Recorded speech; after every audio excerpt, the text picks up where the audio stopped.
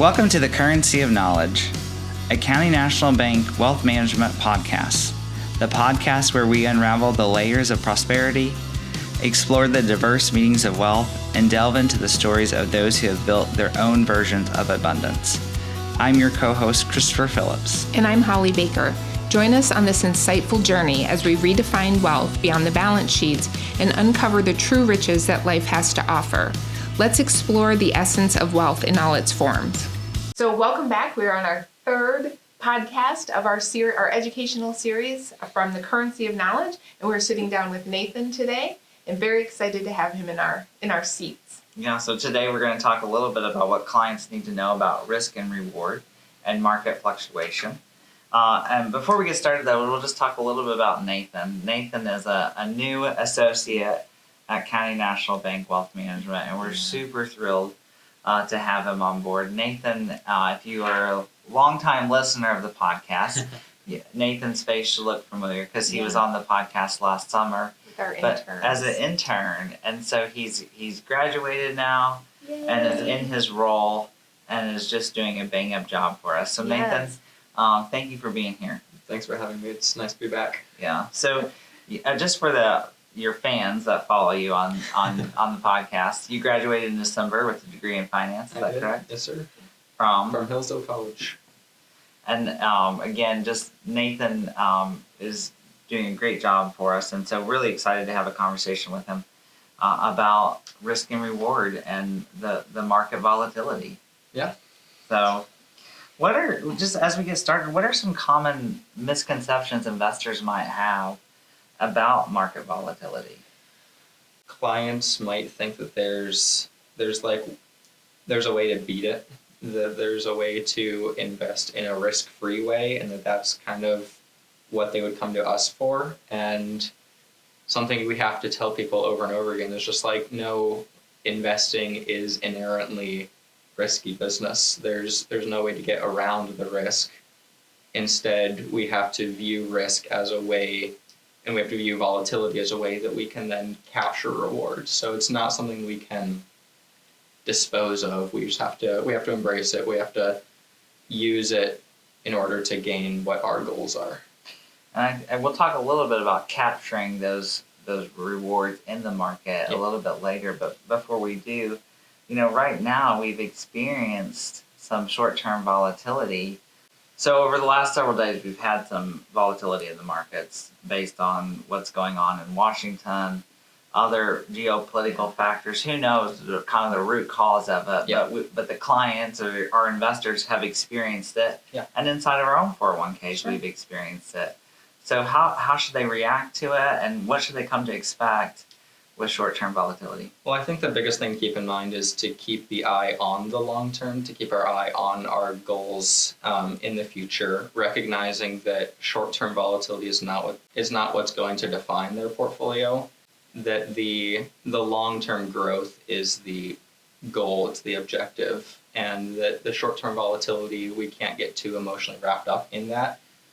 Knowing that it will continue to happen, it's going to go up just as much as it's going to go down in the short term, and we just need to keep our eyes focused on the 5 to 10 year goal instead of the 1 month goal, because we can't predict what's going to happen in a month, but we can predict much more closely what's going to happen in 5 years. Absolutely, and I think it goes back to, we have sort of 10 principles that we try to design and work our clients around inside our portfolio. And one of those things, what I hear you saying, Nathan, I think is control those things that you control and let go of the things that you can't. Do you think that's a fair? Yeah, and like I was saying earlier, the embracing the uncertainty is what allows us to get to our goals. And so realizing we're not trying to get rid of the short-term volatility, but control, like you're saying, control what you can control.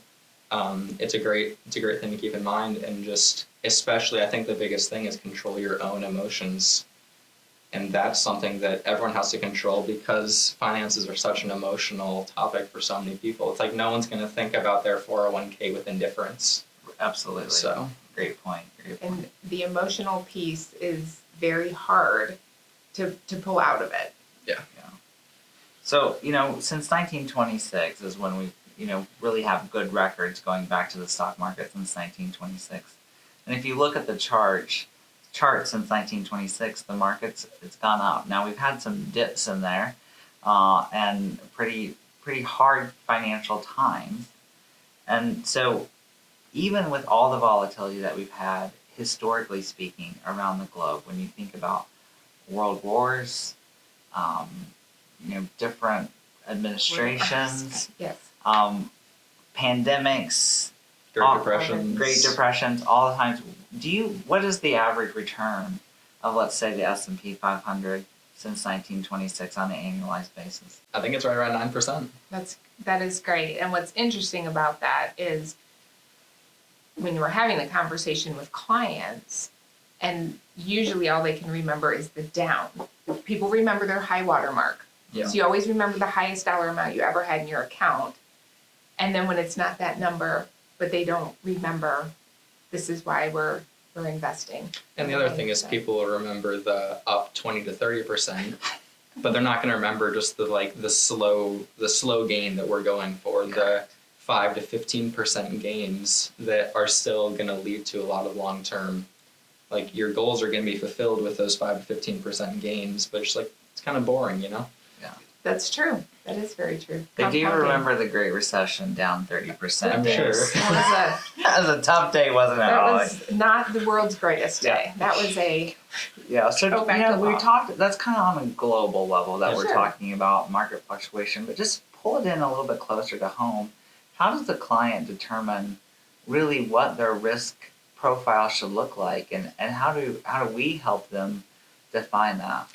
Well, I think that's an interesting question because risk is such a personalized thing. It's not something that can be universally applied to a bunch of people, and everyone does have to decide, what am I actually comfortable with? I was thinking on the drive over here about just how what we do isn't even that risky in the grand scheme of things. It's we're not dealing with individual equities very much. We're not dealing with derivatives, with futures and options.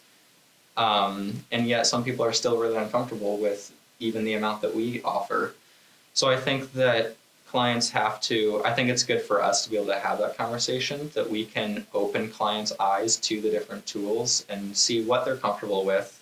And we just go from there, define okay, is the potential for up 50% but down 30% something you're comfortable with? Or do you want to try to flatten those so it's up 20% and down 15% is the maximum fluctuation? And just, we got to see what they like, what their goal, and again, it has to do with their goal because the risk that you are willing to take on does inform the amount of reward that's possible.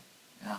So if I were sitting down with you and I said, I'm worried about the real downside, so I only want to be in U.S. stocks. It's the only country I want to be involved in.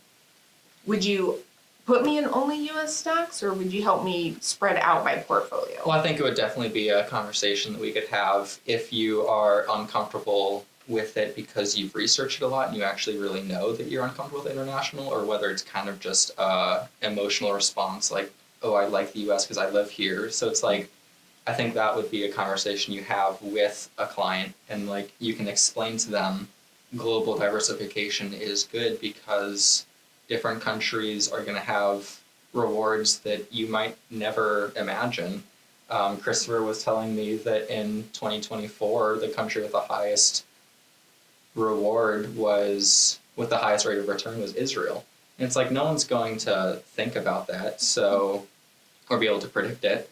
So I think that would be a conversation you try to have with a client. If it's a lack of information that's causing them to stay in the U.S., then try to give them that information and see if they're willing to change. And if not, then you work with, inherently what we do is we're not the ones trying to make decisions for the clients. We're trying to inform them so that they can make the best decision for themselves. And so if we give them the information and we try to let them define that tolerance themselves, then just see what they're comfortable with at the end. So help me have a greater diversified portfolio. Yeah. Perfect. So let's kind of dive into that. You had talked about when you talked about using, understanding short-term volatility is going to come, it's going to go. and we want to stay in the market to grab those returns. Talk a little about how we design portfolios at CNB Wealth Management so that we are going to be in a position to grab those returns. Yeah, certainly.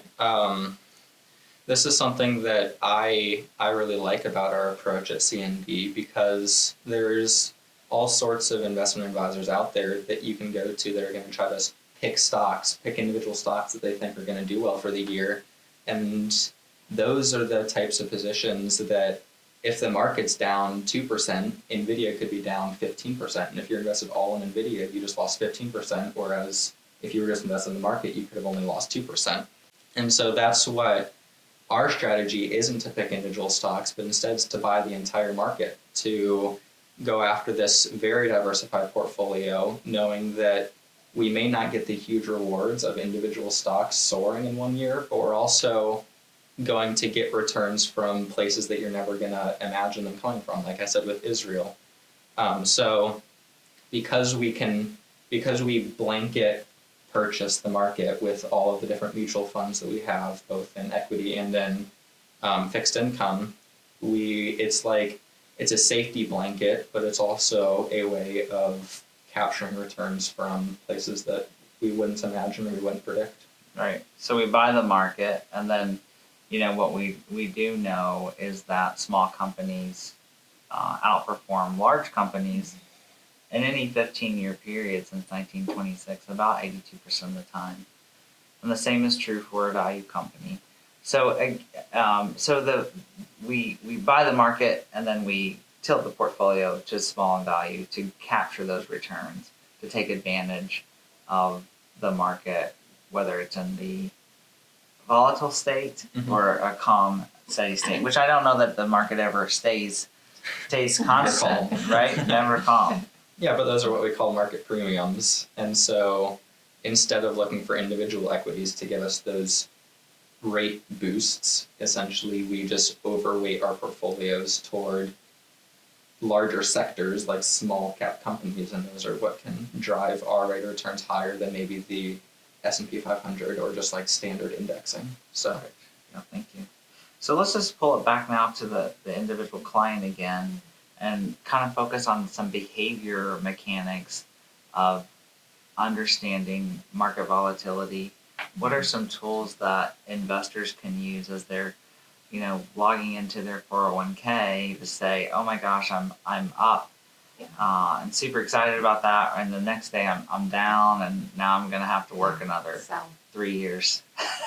So how do we help clients manage those emotions? We talked about it a little bit, but what are some practical action tips we could give to those clients to survive this? I think one thing is your investment advisor is always available to talk. You can always give them a call, whether you're excited or whether you're scared.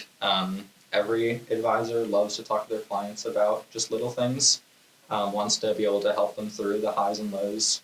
So give your advisor a call. He'd love to congratulate you or try to talk you off a cliff, whichever one you need. I think another option is to just basically look at the news less, to be checking your 401k less, trusting in, like we've been talking about, trusting in the long-term gains, and not necessarily not caring what your portfolio is doing, but having a trust in the long term, keeping the short-term fluctuations off your mind, try to keep your emotional state more underbalanced by essentially just not checking so often, because it's like if you check every day, then every short-term fluctuation is going to seem so much bigger in your mind than if you checked it a month from now, and it's like you would never even know that it was down 2% that day because you gained it back over the next 29.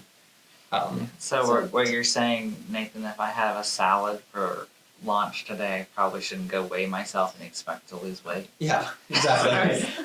Was kind of what I was going to say. Yeah. So really, it's the true long-term disciplined approach that you're guiding the clients to. And it depends, individual clients will be able to deal with those emotions differently, but if you're someone who's highly excitable, then just know yourself and check less often.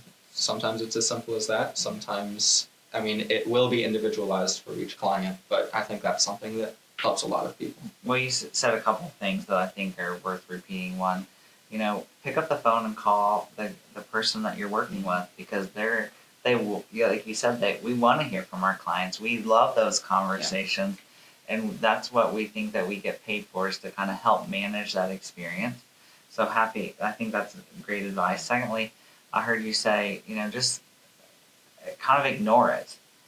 Don't check your 401k. It's easy to do when you have it on your app and you can click a button and they look at your face, and next thing you know, you're looking at your market value of your 401k.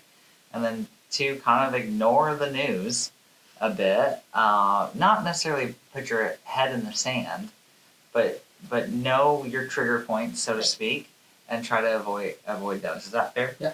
Okay, great.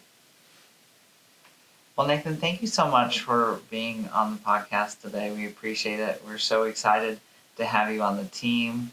We're looking forward to more episodes on the podcast with you. And thank you for making the trip from Hillsdale over to Tecumseh. Of course, thank you so much. It really is a pleasure to be here with you guys, and I love discussing markets and continuing to learn, and I hope our listeners can be inspired. So great. Thanks so much. Thank you.